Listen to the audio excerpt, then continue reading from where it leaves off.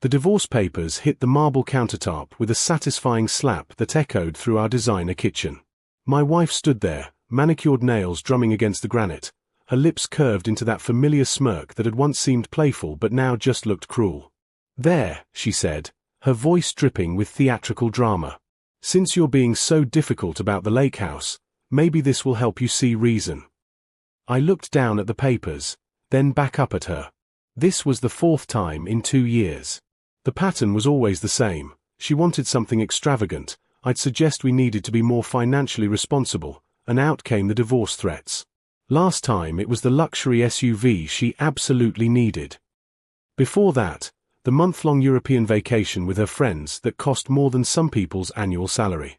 Each time, I'd back down, terrified of losing my marriage, of admitting failure, of being alone. But something was different this time. Maybe it was the exhaustion in my bones from working 70-hour weeks while she spent my earnings faster than I could make them. Maybe it was catching those text messages 3 weeks ago, the ones where she told someone named Derek that her husband was just an ATM with a pulse. Or maybe I'd simply reached the end of my rope. "You know what?" I said quietly, reaching for the pen in my shirt pocket. "Okay." Her perfectly sculpted eyebrows shot up. "Excuse me." I said okay. I flipped to the signature page, my hand surprisingly steady. "You want a divorce? Let's get divorced." The color drained from her face as I signed my name with a flourish on every line that required my signature. The pen scratched against the paper in the suddenly silent kitchen. I could hear the refrigerator humming, the clock ticking on the wall, her sharp intake of breath. "Wait, what are you doing?" She lunged forward, trying to snatch the papers away, but I'd already signed the last page. "Giving you exactly what you asked for." I slid the papers across the counter toward her. "I assume you'll want to file these as soon as possible? Your lawyer's information is right there on the header." "You can't, you're not supposed to," she sputtered, her carefully maintained composure cracking like ice under pressure. "You're supposed to apologize.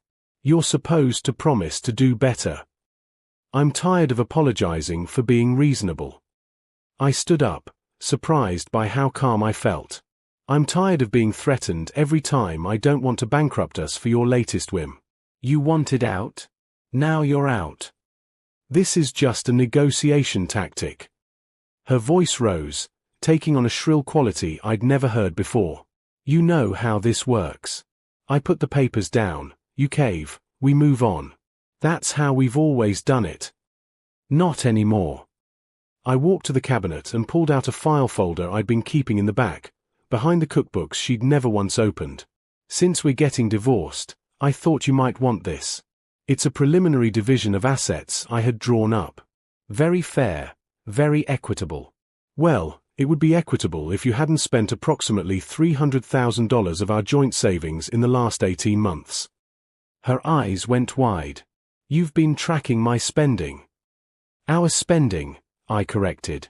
"From our joint accounts. I've also got documentation of the $17,000 you transferred to Derek Peterson last month. Your emotional affair partner. Or is it physical now? Either way, it's relevant to asset division." She grabbed the edge of the counter, her knuckles turning white. "You've been spying on me." "I've been protecting myself." I pulled out my phone and showed her the screen.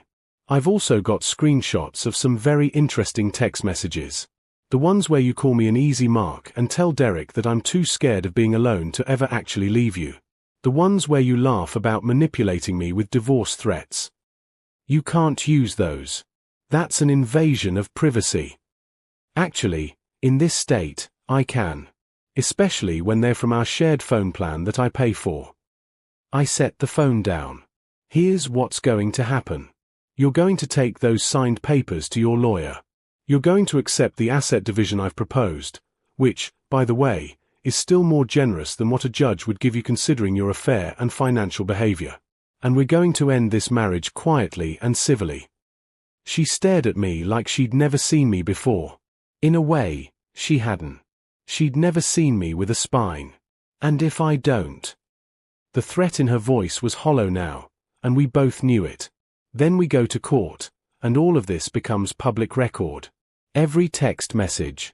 Every excessive purchase. Every manipulation. Your family will know.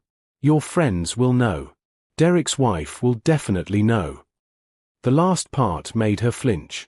She hadn't realized I knew Derek was married. My wife collapsed into one of the designer bar stools she'd insisted we needed last fall, each one costing more than a decent used car. Her hands trembled as she stared at the divorce papers, now bearing my signature in bold black ink. "How long have you known?" she whispered.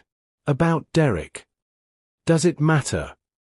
I leaned against the opposite counter, maintaining distance between us. 3 weeks, if you're curious. I came home early from that conference in Seattle. You were on the patio, laughing on the phone. You didn't hear me come in. The way you talked to him, I'd never heard you sound so happy, so genuine. She looked up, and for a moment, I saw something that might have been shame flicker across her face. But it vanished quickly, replaced by defiance. You don't understand. You're never here. You're always working, always stressed about money. Money that pays for all of this. I gestured around the kitchen, with its imported Italian tiles and custom cabinetry. Money that paid for the private yoga instructor, the spa memberships, the weekly shopping trips where you drop thousands on clothes you wear once. I deserve nice things. Her voice rose again, the victim narrative taking shape. I gave up my career for this marriage. You worked as a receptionist for 6 months, 7 years ago. And you quit because you said getting up early was affecting your wellness routine. I'd heard this argument before, but I wasn't falling for it anymore. I supported that decision. I've supported every decision. But somewhere along the way, supporting you turned into funding a lifestyle I couldn't afford while you treated me like an obstacle to overcome. She stood abruptly, the stool scraping against the tile. So what? You've been planning this? Playing the long game while pretending everything was fine. I've been protecting myself while hoping things would change. I pulled out another folder from the cabinet. This is documentation from the marriage counselor I've been seeing for 6 months. Alone, because every time I asked you to come, you had some excuse. She helped me see the pattern clearly. You've been in therapy? Without telling me. She looked genuinely shocked. You didn't notice. Just like you didn't notice when I stopped fighting back about your spending. Or when I started keeping receipts and records. Or when I moved my inheritance from my grandmother into a separate account last year, an account you don't have access to. Her face went pale. That money was supposed to be for our future. Our future ended the first time you threw divorce papers at me to get what you wanted. I opened the folder, showing her pages of carefully organized documents. That was 2 years ago. You wanted that convertible. I said we should wait, save up, be responsible. You cried, you raged, and then you brought home divorce papers from some online template service. You weren't serious. You never filed them. But you'd found your weapon. She wrapped her arms around herself, a gesture that once would have made me rush to comfort her. Now I just felt tired.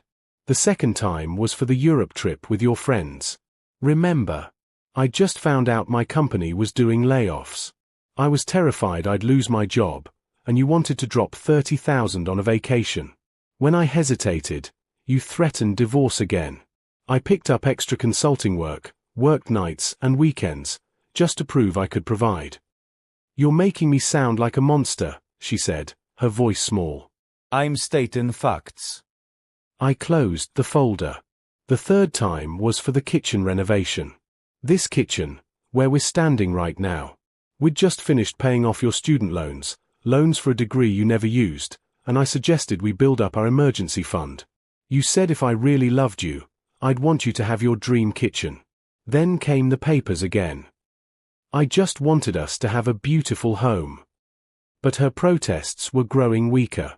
And now you want a lake house. A second property we can't afford, that you'll use maybe 3 weeks a year, while I work myself into an early grave trying to pay for it. I looked at her directly. But this time, I'm not going to do it. This time, I'm calling your bluff. It wasn't a bluff. She grabbed the papers, waving them. I really filed these. They are real. I know they are. Your lawyer's name is Amanda Chen. She specializes in high-asset divorces, and she's known for getting wives maximum settlements. You retained her 2 months ago. I found the payment from our joint account. $5,000 retainer. She froze. You really have been tracking everything. Yes. And here's what else I know. You've been unhappy for years, but not unhappy enough to actually leave. Because leaving means losing access to the bank account. It means losing this house, this lifestyle, all the things that matter more to you than our marriage ever did. That's not fair. You know what's not fair.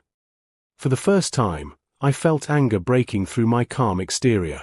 Working 60, 70 hours a week while you tell your affair partner that I'm too pathetic to stand up for myself. Sacrificing time, health, and peace of mind to fund a lifestyle that's never enough. Being treated like an ATM who occasionally gets to sleep next to you. She flinched at the harshness in my voice. I never meant. Yes, you did. I've read the messages, remember? You meant every word. I took a breath, forcing myself back to calm. But here's the thing, I'm grateful for those messages. They gave me clarity. They helped me stop blaming myself for never being enough, because the truth is, I was always enough. You're just someone who will never be satisfied. The kitchen fell silent except for the sound of her ragged breathing. She looked down at the papers in her hands, then back at me. What if I don't file them? What if I just tear them up? We can forget this happened. No. The word came out firmer than I expected. You already filed them. That's why you brought them home for me to sign. These are the official copies from the court.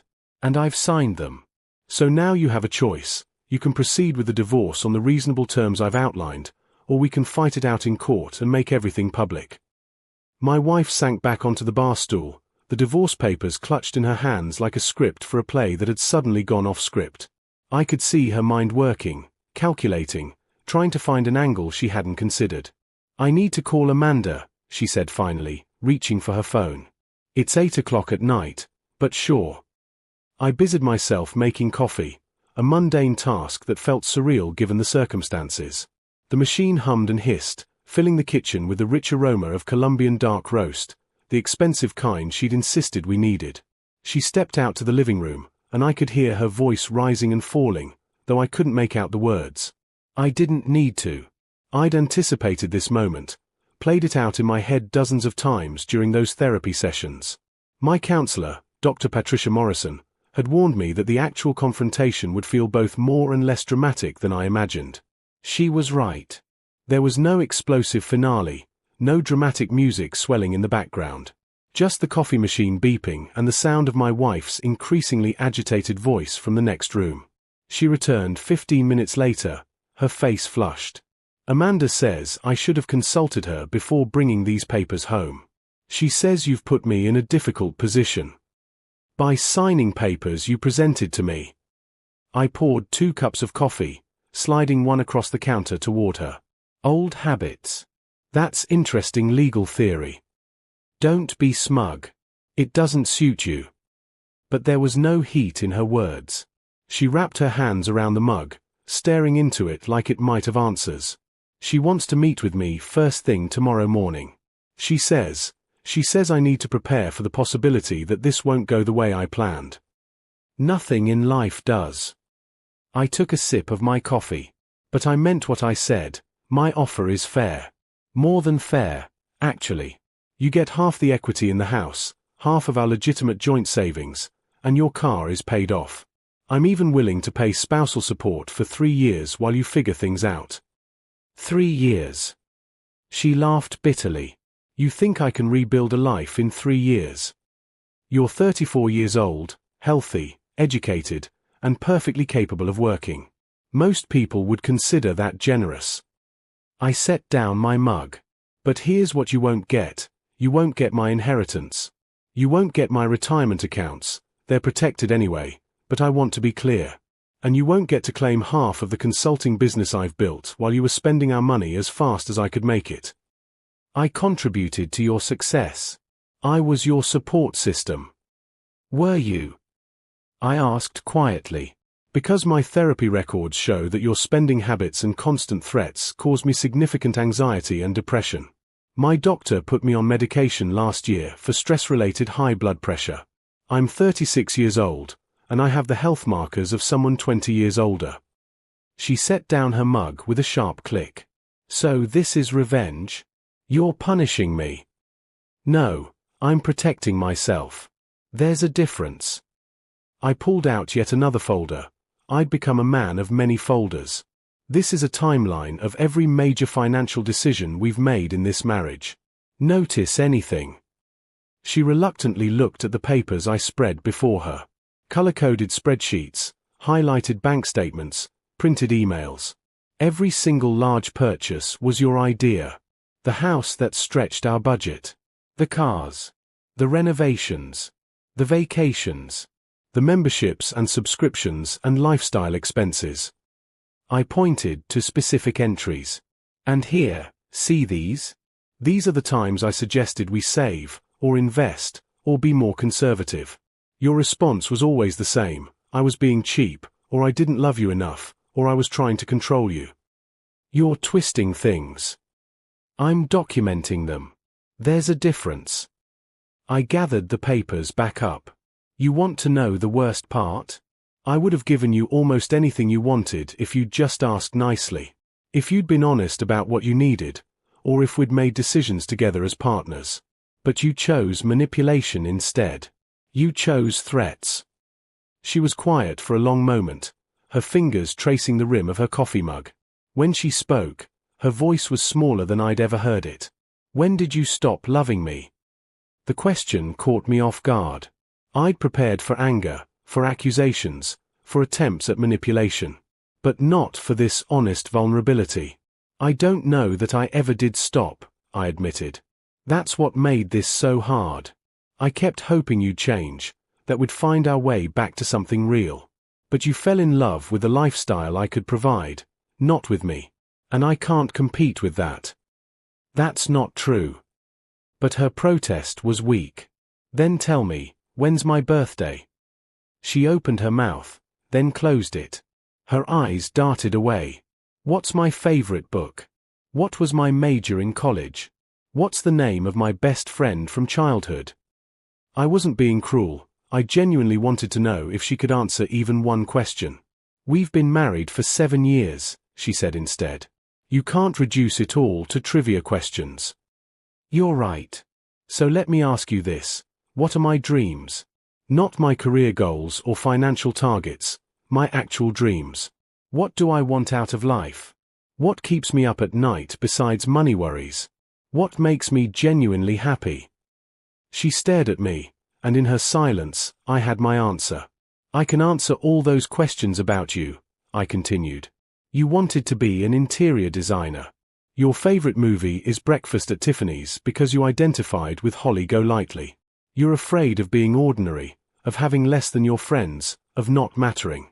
Your mother made you feel like you had to marry well because she didn't, and you've spent our entire marriage trying to prove something to people who don't care. Tears spilled down her cheeks, ruining her carefully applied makeup. Stop. You wanted the truth. You asked when I stopped loving you. Maybe I still love you, but I don't like you anymore. I don't trust you. And I can't build a life with someone who sees me as a means to an end. She wiped at her tears with the back of her hand, leaving mascara smudges. For the first time in years, she looked real to me. Not the perfectly curated version she presented to the world, but an actual person with fears and flaws. I don't know how to be different, she whispered. I know. That's why I'm letting you go. The next 3 days were a blur of lawyers, phone calls, and tense silence in our suddenly too large house. My wife moved into the guest room, and we orbited each other like hostile planets, our gravitational fields repelling rather than attracting. Her lawyer, Amanda Chen, turned out to be exactly as formidable as her reputation suggested. She was in her 50s, sharp-eyed, with a precisely cut silver bob and an expression that suggested she'd seen every divorce trick in the book. We met in her downtown office, all glass and steel and uncomfortable modern furniture designed to keep meetings brief. Mr. Hayes, she began, my name sounding like an accusation. My client tells me you've been documenting her spending habits and invaded her privacy. I've been keeping records of our joint finances, I corrected, and monitoring activity on accounts I pay for. Nothing illegal, as you well know. She gave me a thin smile. Let's be direct. You're using the affair and these so-called excessive spending claims to pressure my client into accepting a lowball settlement. With respect, Ms. Chen, there's nothing lowball about offering your client half our marital assets, spousal support, and a clean break. What's really happening here is that your client is used to using divorce as a threat, and she's shocked that it backfired. My own lawyer, Robert Kim, cleared his throat. He was younger than Amanda, but he came highly recommended by Dr. Morrison. We have documentation that Mrs. Hayes has threatened divorce 3 previous times, each time withdrawing when her financial demands were met. This pattern of manipulation is relevant to the court's consideration of her character. Amanda's expression didn't change, but I saw my wife flinch beside her. She looked different in the harsh office lighting, older, tired. She'd lost weight in just a few days, and her usual polish was absent. She wore jeans and a simple sweater, her hair pulled back in a ponytail. It was jarring. The affair, Amanda began, is documented extensively. Robert slid a folder across the conference table. Text messages, phone records, bank transfers to Mr. Derek Peterson, who is, incidentally, still married and has been informed of the situation by our client. My wife's head snapped up. You told his wife? 2 days ago, I confirmed. She deserved to know. Just like I deserved to know. You vindictive, she started, but Amanda put a hand on her arm. This is why I told you not to speak, Amanda said quietly. Then, to us, the Peterson situation is regrettable, but emotional affairs aren't typically given the same weight as physical affairs in this state. True, Robert agreed. But the pattern of financial manipulation, the documented threats, the excessive spending from joint accounts, these things paint a picture of someone who entered the marriage with less than genuine intentions. That's absurd, Amanda countered. They've been married 7 years. You can't claim fraud at this point. Not fraud. Just reality. I leaned forward. Look, I don't want to destroy her. Despite everything, I don't hate her. I just want out, and I want it to be fair. What I'm offering is fair. Amanda opened her briefcase and pulled out her own documents. My client has prepared a counteroffer. She wants 60% of the marital assets, including partial ownership of your consulting business, spousal support for 10 years, and the house. I actually laughed. No. Your business was built during the marriage. Using my skills, my contacts, and my labor, while working 70-hour weeks to support a lifestyle I couldn't afford. The business is separate, and it stays separate. You can't have everything. My wife finally exploded. You can't just erase me from 7 years of your life and walk away clean. I'm not trying to erase you. I'm trying to untangle a mistake we both made. I looked at her directly. You married me because I was stable, responsible, someone who could give you the life you wanted. I married you because I was lonely and you were beautiful and I thought I was lucky someone like you would choose someone like me. We were both wrong. The conference room fell silent. Even Amanda looked momentarily unsettled by the stark honesty. My wife's voice was barely a whisper. Is that really what you think? That I was some kind of gold digger? I think you were someone who desperately wanted a certain kind of life and saw me as the path to it. I don't think you meant to be cruel. I just don't think you really saw me as a person, separate from what I could provide. She looked down at her hands, at the wedding ring she still wore. I'd taken mine off the night I signed the papers. Here's my final offer, I said, addressing Amanda but watching my wife. 50-50 split of all marital assets acquired during the marriage. That includes the house equity, joint savings, and investments. My inheritance stays separate. It's legally protected anyway.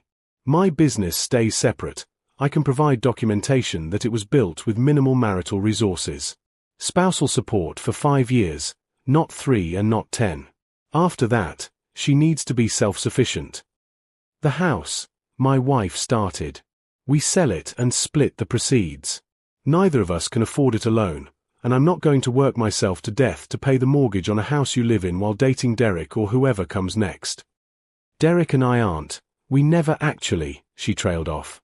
I don't care anymore, I said, and realized I meant it. Your future relationships are your business. I just want to close this chapter cleanly. Amanda consulted with my wife in whispered tones. Robert looked confident, but I felt hollowed out. This wasn't victory. It was just necessary. Finally, Amanda spoke. We'll agree to the 50-50 split and selling the house. But we want 7 years of spousal support, and we want a lump sum payment of $50,000 for the emotional distress caused by your surveillance and by informing Mr. Peterson's wife. 4 years of support, no lump sum, Robert countered. And we'll agree not to introduce the affair evidence in court, which saves everyone embarrassment. More whispered consultation. My wife's face was unreadable. 6 years, Amanda said finally. And you pay all legal fees. I looked at Robert, who gave a slight nod. It was more than we wanted to pay, but less than a court battle would cost in both money and peace of mind. Deal, I said. On one condition. What? My wife's voice was sharp with suspicion. You never contact me again after the divorce is final. No texts, no calls, no showing up at my office or my future home. Clean break. Complete separation. She stared at me for a long moment, and I saw something break behind her eyes. Maybe the final realization that this was real, that she'd finally pushed too far. Fine, she whispered. 3 months later, I stood in the living room of my new apartment. Modest, practical, with a view of the city that cost a fraction of what the old house had. The movers had finished unpacking the basics, and I'd sent them away. Now it was just me, a few boxes still to sort through, and the unfamiliar silence of a space that was entirely mine. The divorce had been finalized 2 weeks earlier. True to our agreement, the house sold quickly in a hot market. We'd both walked away with our shares, and I'd set up the automatic spousal support payments. My lawyer assured me that financially, I'd recovered better than most men in similar situations. The business was mine, my inheritance was protected, and I'd even managed to rebuild some savings. But the real victory wasn't financial. It was the morning I woke up without that knot of anxiety in my stomach. It was being able to check my bank account without fear of what I'd find. It was the slow, steady drop in my blood pressure that my doctor had noted at my last checkup. You're healing, Dr. Morrison had told me in our most recent session. Not just from the marriage, but from the person you became in it. She was right. I'd spent 7 years shrinking myself, working harder, trying to be enough for someone who would never be satisfied. I'd lost touch with friends because I was always working or too exhausted to socialize. I'd given up hobbies and interests because they seemed frivolous compared to earning more money. I'd become a hollow version of myself, defined entirely by my ability to provide. My phone buzzed with a text from my college roommate. Jake, place looks great, man. Beer tonight. I smiled and typed back, absolutely. Jake had stuck by me through everything, even when I'd pushed him away during the worst years of my marriage. He'd been the one to suggest I see a therapist. He'd been the one to tell me, gently but firmly, that what I was describing wasn't normal marriage stress, it was financial and emotional abuse. I'd resisted that label at first. Abuse was something that happened to other people, not to successful consultants with nice houses and expensive cars. But Dr. Morrison had helped me see it clearly. The manipulation, the threats, the way I'd been conditioned to associate my worth with my wallet, the isolation from friends and family, the constant anxiety. Another text came through, this one from an unknown number. Congratulations on the new place. My stomach clenched. I knew that number. I'd seen it on our old phone bills often enough. My wife. Ex-wife. I corrected myself. I blocked the number without responding. She'd broken our agreement by contacting me, but I wasn't going to engage. That chapter was closed. As I unpacked my books, boxes I hadn't even opened in years because the old house had been decorated to her taste, with no room for my things, I found old photographs. Me at my college graduation, surrounded by family and friends. Me and Jake backpacking through Colorado. Me at my first real job, looking young and hopeful and ambitious. I looked at those photos for a long time. That person had gotten lost somewhere along the way, buried under debt and demands and the crushing weight of never being enough. But maybe he wasn't gone forever. Maybe he was just waiting to be rediscovered. My laptop pinged with an email notification. A potential new client, referred by an old colleague. The project was interesting, challenging, exactly the kind of work I'd gotten into consulting to do. Before, I would have automatically calculated how much it would pay, whether it would cover the next luxury purchase or impending disaster. Now I found myself thinking about whether it would be fulfilling, whether it aligned with my values, whether I'd enjoy it. What a novel concept, enjoying work again. I accepted the project and spent the rest of the afternoon organizing my new home office. Small, efficient, with a window overlooking a park where people walked dogs and kids played. It wasn't impressive or Instagram-worthy, but it was mine. That evening, Jake showed up with a six-pack of good beer, not expensive beer, just good beer, and we sat on my small balcony watching the sunset paint the sky in shades of orange and pink. "You seem different," Jake observed. "Better." "I feel different," I admitted. "Lighter, maybe. Like I've been carrying something heavy for so long that I forgot what it felt like to stand up straight." "I'm proud of you, man. What you did, calling her bluff, standing up for yourself, that took guts." "Or stupidity," I laughed. "I still can't believe I actually signed those papers on the spot." "Best decision you ever made." Jake clinked his bottle against mine. "So what now? What does the newly single, emotionally healthy version of you want to do with his life?" It was a good question. For 7 years, my life had been about earning, spending, appeasing, surviving. I'd forgotten how to dream about anything else. "I want to work less," I said slowly, the words feeling revolutionary.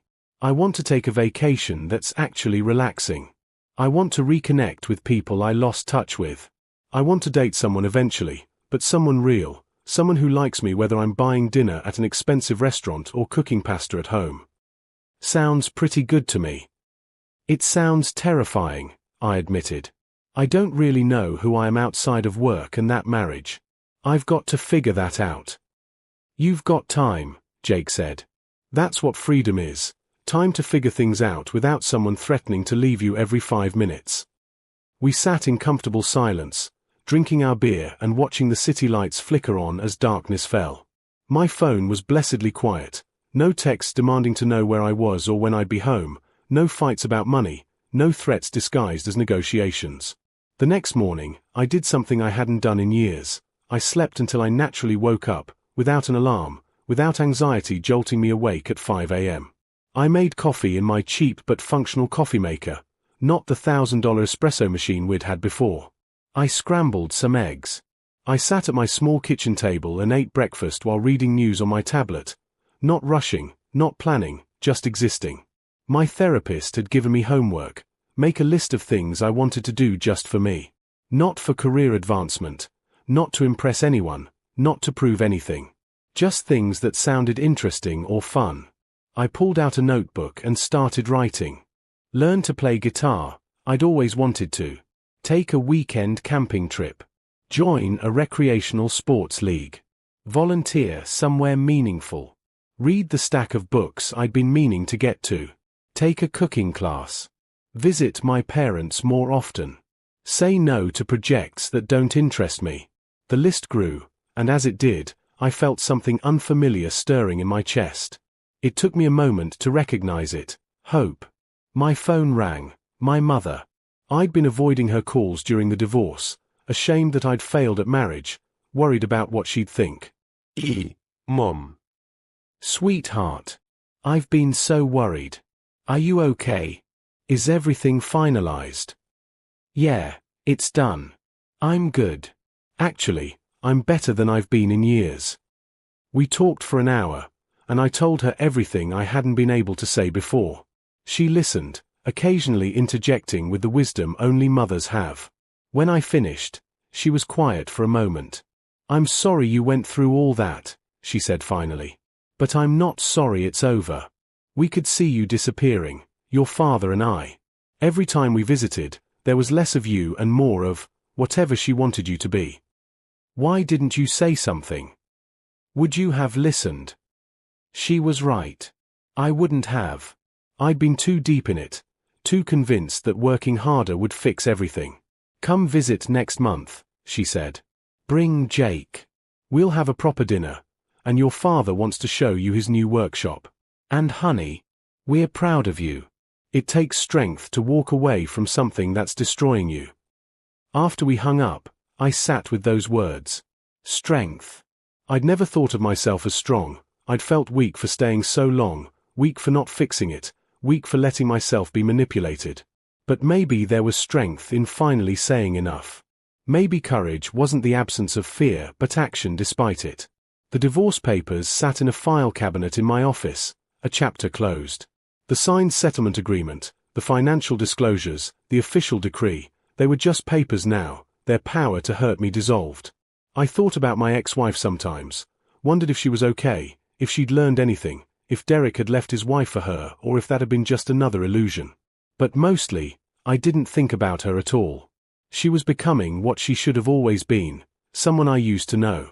That evening, I went to the gym, not the expensive personal training sessions she'd insisted we both needed, just a regular gym membership where I could work out at my own pace. Afterward, I tried a new Thai restaurant near my apartment. The food was good, and I ate slowly, savoring it, reading a book between bites. This was my life now. Simple, quiet, mine. It wasn't glamorous. No one would make a movie about a man eating pad thai alone while reading a mystery novel. But it was real, and it was enough. As I walked home under the streetlights, my phone buzzed again. Another blocked number. This time, I didn't even look at the message, I just deleted it unread. Whatever she wanted to say, whatever manipulation or plea or anger she wanted to express, I didn't need to hear it. I was done being intimidated. Done being controlled. Done apologizing for having boundaries. I was just done. And in being done, I'd finally found a beginning.